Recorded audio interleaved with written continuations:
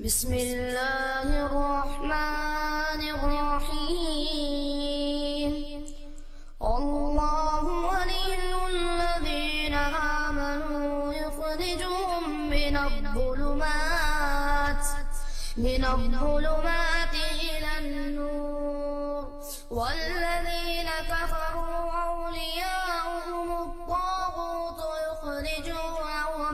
يخرجونهم من النور إلى الظلمات أولئك أصحاب النار هم فيها خالدون. الحمد لله نحمده ونستعينه ونستغفره ونعوذ بالله من شرور أنفسنا ومن سيئات أعمالنا.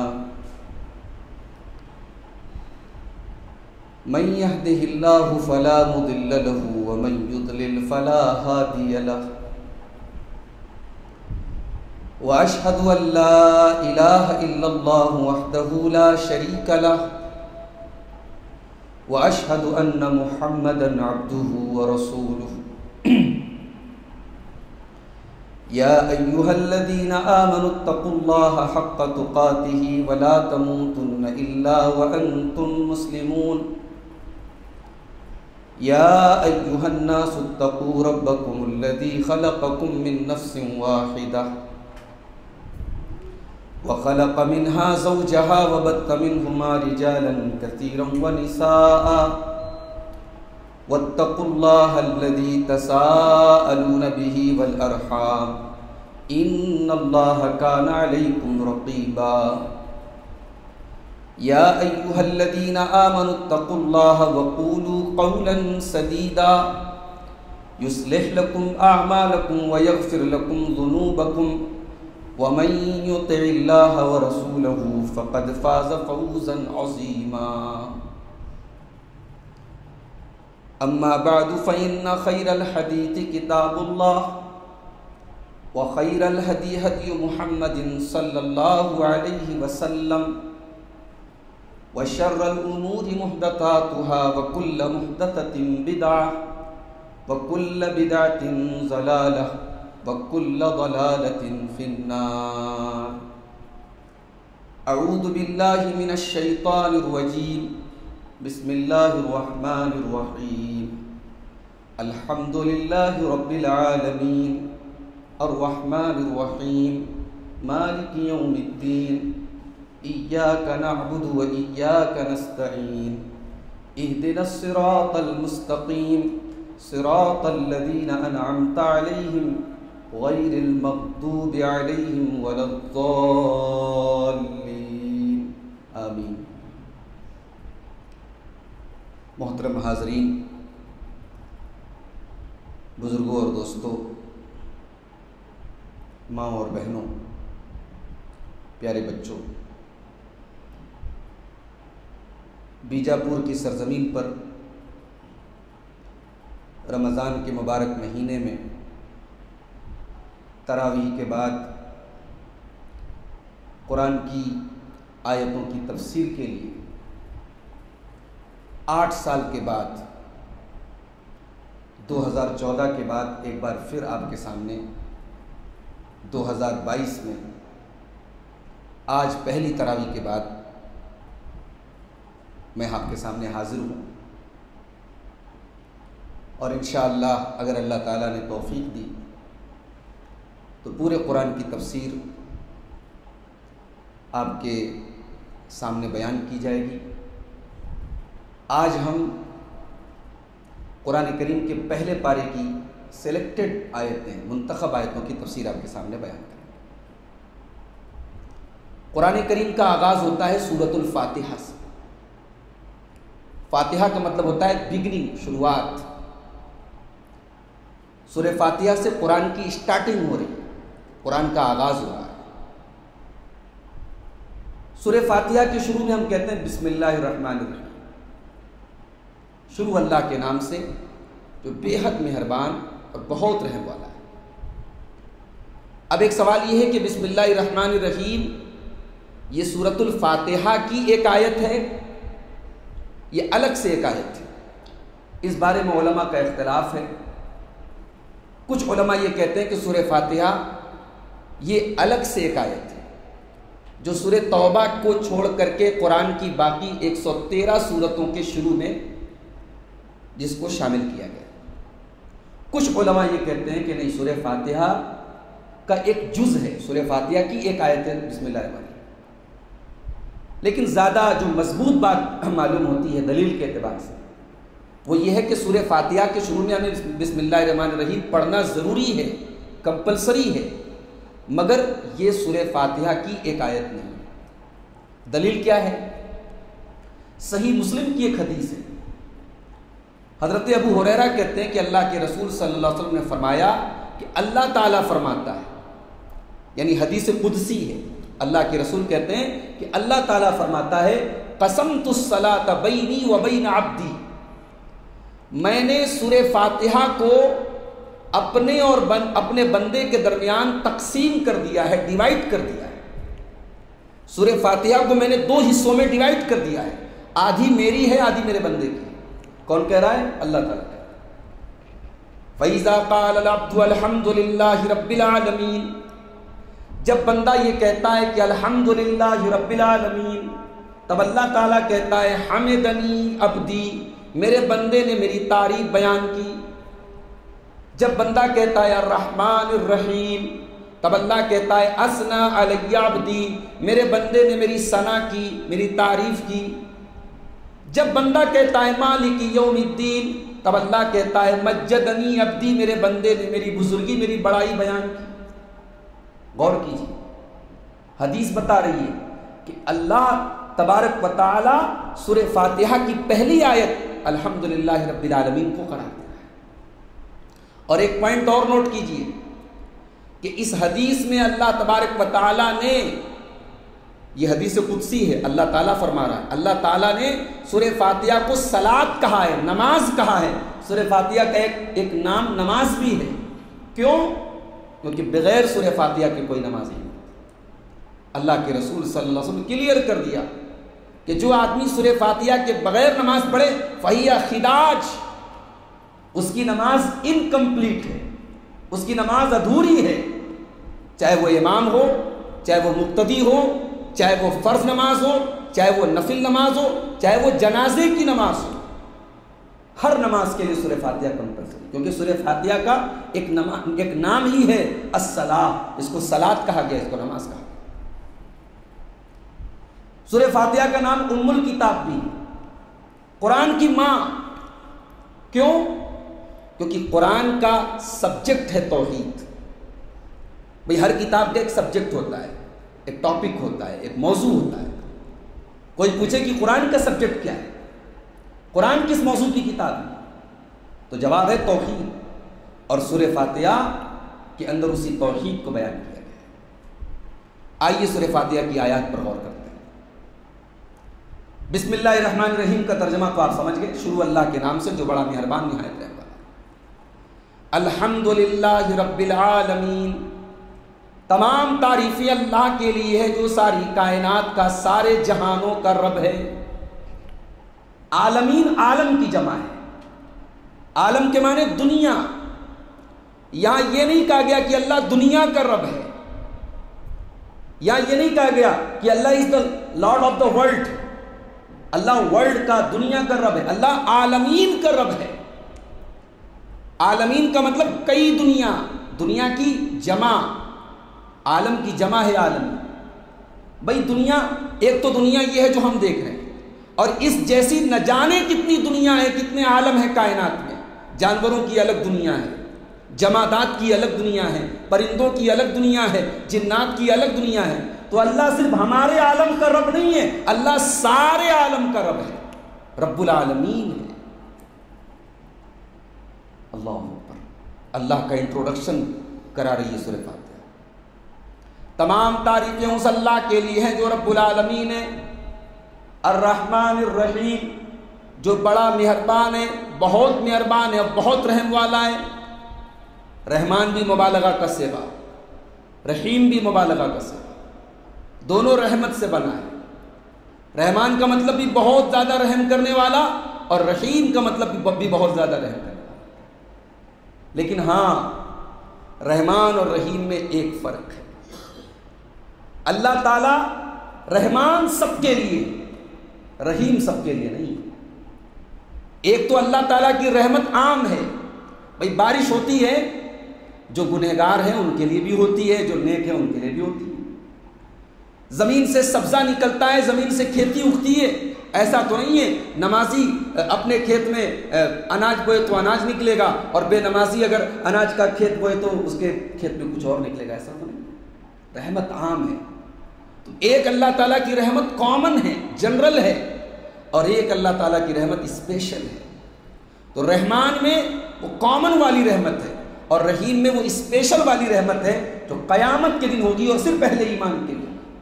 اللہ قیامت کے دن سب کے لیے رحیم نہیں ہوگا، قیامت کے دن صرف پہلے ایمان کے لیے.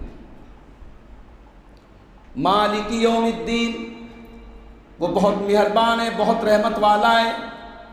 اس کی رحمت کی امید تو تمہیں لگانا ہے، مگر اس کے عذاب سے بھی تمہیں ڈرنا ہے. مالک یوم الدین، وہ بدلے کے دن کا مالک ہے، وہ حساب کے دن کا مالک ہے. اب یہاں ایک پوائنٹ کی بات آپ کو بتانے جا رہا ہوں. دنیا میں جب ہم کسی کی تعریف کرتے ہیں نا تو 4 چیزوں کی وجہ سے کرتے ہیں. کسی کی بھی ہم تعریف کرتے ہیں تو 4 چیزوں کی وجہ سے کرتے ہیں. یا تو کسی کے ذاتی کمال اور اس کی صفات کی وجہ سے کرتے ہیں. بھئی کوئی بہت خوبصورت ہے، ہم تعریف کرتے ہیں. کوئی بڑا سخی ہے، بڑا خرچ کرتا ہے دوستوں کے اوپر، ہم اس کی تعریف کرتے ہیں. صاحب وہ تو بڑا اچھا ہے، بہت چائے پلاتا ہے، بڑی بڑی دعوتیں کرتا ہے. کسی کی خوبصورتی کی ہم اس کے جو ہے گرویدہ ہوتے ہیں، اس کی تعریف کرتے ہیں. کسی کی سخاوت کی وجہ سے، کسی کی بہادری کی وجہ سے. تو ایک تعریف کی وجہ یہ ہوتی ہے. تعریف کی دوسری وجہ یہ ہوتی ہے کہ کسی کا احسان ہمارے اوپر ہوتا ہے. ہم ماں کی تعریف کرتے ہیں، ماں ہم کو پالتی ہے، ماں دودھ پلاتی ہے، ماں جنم دیتی ہے، ماں کا احسان ہے ہمارے اوپر.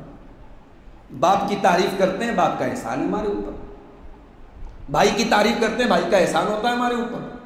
تو تعریف کی دوسری وجہ کہ کوئی ہمیں پال رہا ہے، کوئی ہماری پرورش کر رہا ہے، کوئی ہم پر احسان کر رہا ہے. تعریف کی تیسری وجہ ہمیں کسی سے کچھ امید ہوتی ہے، کچھ لالچ ہوتا ہے کہ اس سے کچھ ہمیں مل جائے گا، اس لیے ہم کسی کی تعریف کرتے ہیں کہ اس سے ہمیں کچھ فائدہ ملنے والا ہے.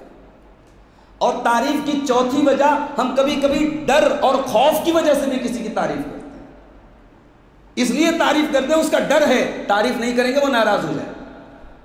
یہ ہے تعریف کی 4 ریزنز، 4 وجوہات. اب سورہ فاتحہ کی اسٹارٹنگ کس چیز سے ہو رہی ہے؟ الحمدللہ رب العالمین، تمام تعریفیں اللہ کے لیے.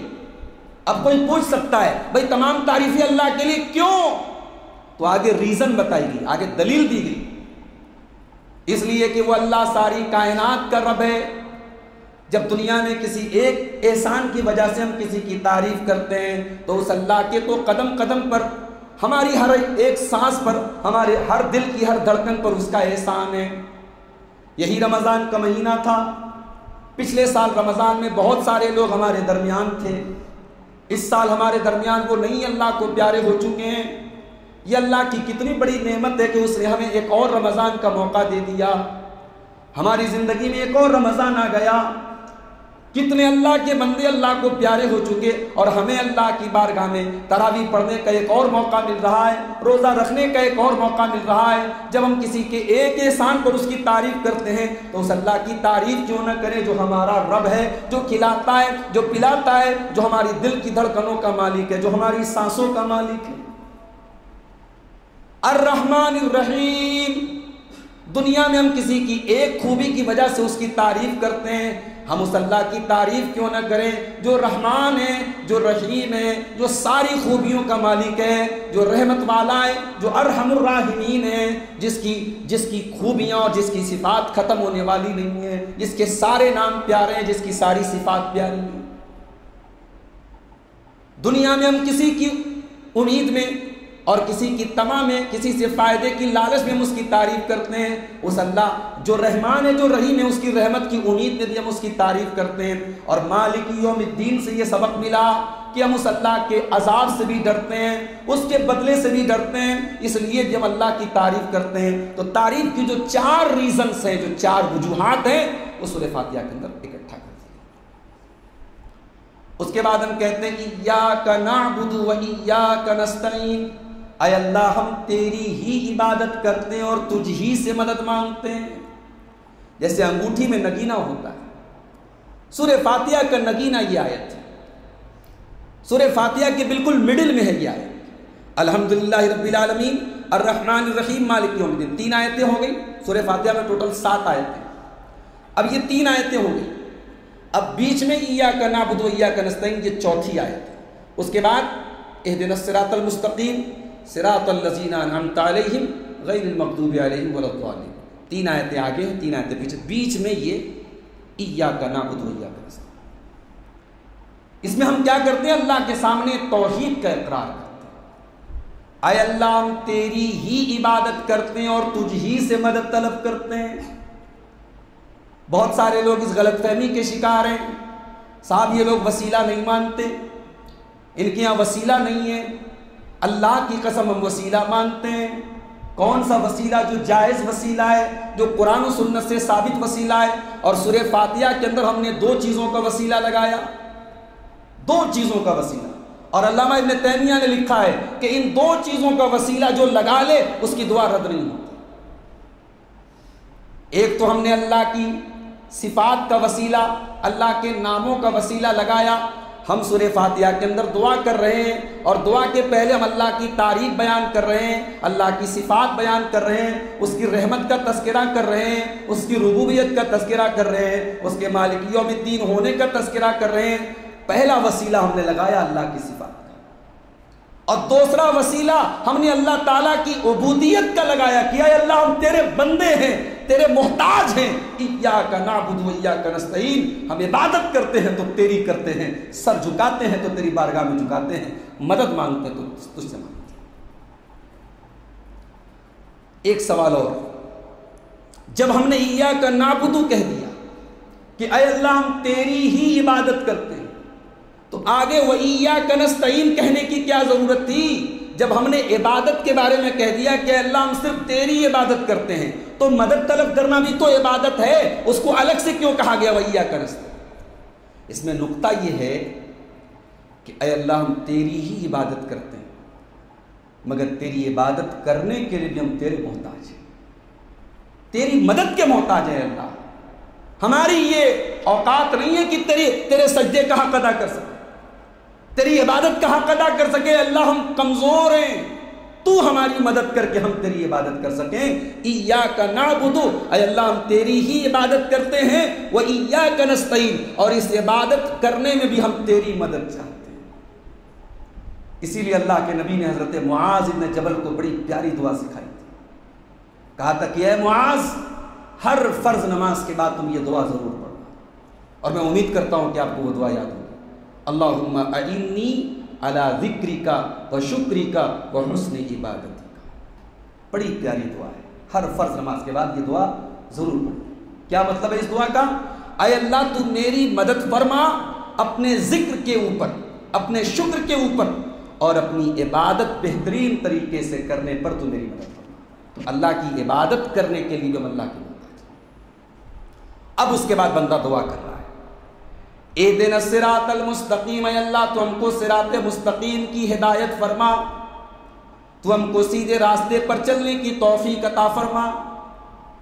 قرآن کی پہلی سورت ہے، بندہ اللہ سے دعا کر رہا ہے، بال بچوں کی خوشی نہیں مانگ رہا ہے، روزی روٹی نہیں مانگ رہا ہے، کافروں کے اوپر غلبہ بھی نہیں مانگ رہا ہے، دنیا کی دولت بھی نہیں مانگ رہا ہے، مانگ رہا ہے تو کیا مانگ رہا ہے؟ اہدنا الصراط المستقیم، اے اللہ تو صراط مستقیم کی ہدایت عطا فرما۔ بندے کو کھانا نہ ملے چلے گا، بندے کو پانی نہ ملے چلے گا، بندے کو روزی روٹی کا مسئلہ پیدا ہو جائے چلے گا، بندہ ہدایت سے محروم ہو گیا تو یہ تو سب سے بڑا خسارہ ہے۔ سب سے بڑی نعمت اللہ کی ہدایت ہے، اور جو اسلام پر چلتا ہے، جو ایمان پر ہے، اس کو اللہ نے یہ آلریڈی یہ نعمت دی ہے. اس نعمت کی قدر ہم شاید نہ سمجھتے ہوں، لیکن دنیا کی سب سے ویلیویبل، سب سے پریشیس، سب سے قیمتی نعمت یہی ہے، ہدایت کی نعمت. اہدنا الصراط المستقیم، اے اللہ تو ہم کو صراط مستقیم کی ہدایت عطا فرما. اب آلریڈی اگر ہم مسلمان ہیں تو اب اہدنا الصراط المستقیم کا مطلب یہ ہے کہ اے اللہ تو اس صراط مستقیم پر ہمیں قائم رکھ، مرتے دم تک اسی ایمان پر، اسی سیدھے راستے پر، اسی ایمان والے راستے پر ہم کو قائم. میں ایک نقطہ اور بتا رہا ہوں آپ کو. یہاں راستے کی عربی آئی صراط، حالانکہ راستے کو عربی میں طریق بھی بولتے ہیں، راستے کو عربی میں سبیل بھی بولتے ہیں، لیکن یہاں صراط کا لفظ آیا. کیوں؟ کیونکہ ایک صراط اور ہوگا جو آخرت میں ہوگا، اس کو ہم پل صراط کہتے ہیں. جہنم کے اوپر ایک برج ہوگا، ایک پل ہوگا، دیٹ از کالڈ صراط. اس پل کا نام کیا ہوگا؟ صراط. نمازی کو بھی اس کے اوپر سے گزرنا ہے، بے نمازی کو بھی اس کے اوپر سے گزرنا ہے، مومن کو بھی گزرنا ہے، مشرک سب کو گزرنا ہے. اور جس کا جیسا ایمان ہوگا، جس کا جیسا عقیدہ ہوگا، جس کا جیسا عمل ہوگا، اسی حساب سے اس پل صراط کے اوپر سے انسان گزرے گا. اللہ کے رسول فرماتے ہیں صحیح حدیث میں کہ کوئی ہوا کی طرح گزر جائے گا، کوئی ہوا کی طرح گزر جائے گا، کوئی گھسٹ گھسٹ کر کے گزرے گا، کوئی اس پر سے گر پڑے گا، جہنم میں چلا جائے گا. اور ہر انسان کو اس پل صراط پر سے گزرنا ہے. تو یہاں صراط المستقیم کی دعا کر کے اللہ تعالیٰ نے یہ سبق دیا کہ تم اس صراط مستقیم پر چلو گے تو ہم اس صراط پر تمہاری مدد کریں گے. جو یہاں اللہ کے سیدھے راستے پر چلے گا، آخرت کے پل صراط پر بھی وہ آسانی سے گزر جائے گا. اللہ ہم کو دونوں راستوں پر چلنے کی توفیق عطا فرمائے، دونوں راستے ہمارے لیے آسان کر. اہدنا الصراط المستقیم، اے اللہ تو ہم کو سیدھے راستے پر چلا. دعا تو کمپلیٹ ہو گئی، اے اللہ سیدھے راستے پر چلا، بات تو پوری ہو گئی. بات ابھی پوری نہیں ہوئی.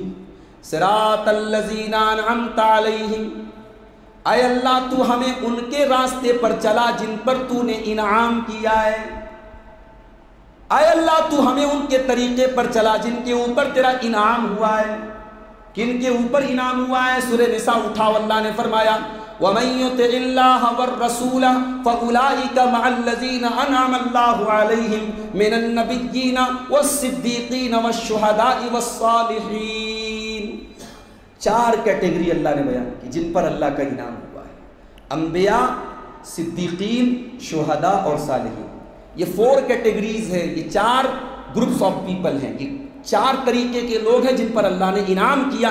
ان کے راستے پر تو ہمیں چلا. نقطہ یہ ملا، اللہ سے اگر ہم صرف اتنا کہہ دیتے صراط المستقیم پر چلا، بات پوری ہو گئی تھی، لیکن بات پوری نہیں ہوئی تھی. ہم نے اللہ سے یہ بھی کہا کہ اللہ تو ہمیں ان کے منہج پر چلا جن پر تیرا انعام ہے. آج بہت سارے لوگ یہ دعویٰ کرتے ہیں کہ میں جو بات کر رہا ہوں قرآن سے کر رہا ہوں، میں جو بات کر رہا ہوں حدیث سے کر رہا ہوں، قرآن کی آیتوں کا نمبر بھی بتا رہا ہوں، حدیثوں کا نمبر بھی بتا رہا ہوں. سوال یہ ہے تیرا منہج کیا ہے، تیرا راستہ کیا ہے؟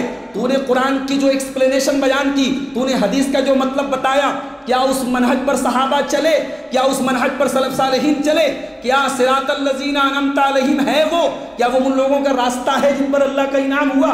ان کا نہیں ہے. تو اس کا مطلب یہ ہوا کہ تو جس کو الصراط المستقیم سمجھ رہا ہے وہ الصراط المستقیم نہیں ہے، وہ اللہ کا سیدھا راستہ نہیں.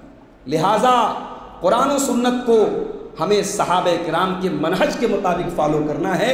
سورہ فاتحہ سے یہ بھی منہج کی اہمیت پتہ چلی. اس لیے اگر کوئی منہج کا نام لے تو ماتھے پر بل نہیں پڑنا چاہیے. اگر کوئی یہ کہے کہ یہ چیز صحابہ کے منہج کے خلاف ہے تو ماتھے پر بل نہ ڈالو، بلکہ اس پر غور کرو، کیونکہ منہج بہت ضروری چیز ہے. ہم سورہ فاتحہ میں صحیح منہج پر چلنے کی دعا کر رہے ہیں. صراط الذین انعمت علیہم، اے اللہ تو ہمیں ان کے راستے پر چلا جن پر تو نے اپنا انعام کیا ہے. غیر المغضوب علیہم ولا الضالین، ہمیں تو ان کے راستے پر چلا کہ جو مغضوب علیہم نہیں، جن پر تیرا غضب نہیں ہوا. کن کے اوپر اللہ کا غضب ہوا؟ یہودیوں کے اوپر. اے اللہ تو ہمیں یہودیوں کے منہج پر مت چلا. ولا الضالین، اور گمراہ لوگوں کے منہج پر مت چلا. مغضوب علیہم سے مراد یہودی ہیں اور ضالین سے مراد نصارہ ہیں، کرسچنس ہیں. گویا ہم سورہ فاتحہ میں یہود و نصارہ کے منہج سے بچنے کی دعا کرتے ہیں اللہ سے کہ ہمیں ان کے منہج پہ مت چلا. یہودیوں کے یہاں فالٹ کیا تھا؟ یہودیوں کے یہاں علم تھا لیکن عمل نہیں تھا. یہودیوں کیا علم تھا، عمل نہیں تھا، اور نصارہ کیا عمل تھا، علم نہیں تھا، بغیر علم کے عمل کرتے تھے، اپنے من سے عبادتیں ایجاد کرتے تھے، زندگی بھر شادی نہیں کریں گے، پہاڑوں پہ جا کر کے اللہ کی عبادت کریں گے، عبادت کے نئے نئے طریقے نصارہ کیا تھے جو اللہ اور اس کے رسول سے ثابت نہیں، اور یہودیوں کا علم تھا لیکن عمل نہیں تھا۔ تو ہمیں یہودیوں کے منہج سے بھی بچنا ہے اور نصارہ کے منہج سے بھی بچنا ہے، ہمیں علم بھی حاصل کرنا ہے کتاب و سنت کا، اور اس کے اوپر عمل بھی کرنا ہے۔ سورہ فاتحہ سے یہ سبق۔ سورہ فاتحہ کے آخر میں آمین کہنا چاہیے، فرض جہری نمازوں میں زور سے آمین کہنا اللہ کے رسول کی سنت ہے، اور اگر آپ سری نماز پڑھ رہے ہیں تو جیسے سورہ فاتحہ سری پڑھ رہے ہیں ایسے آمین بھی سری پڑھیں۔ اب اس کے بعد سورہ بقرہ اسٹارٹ ہوگا۔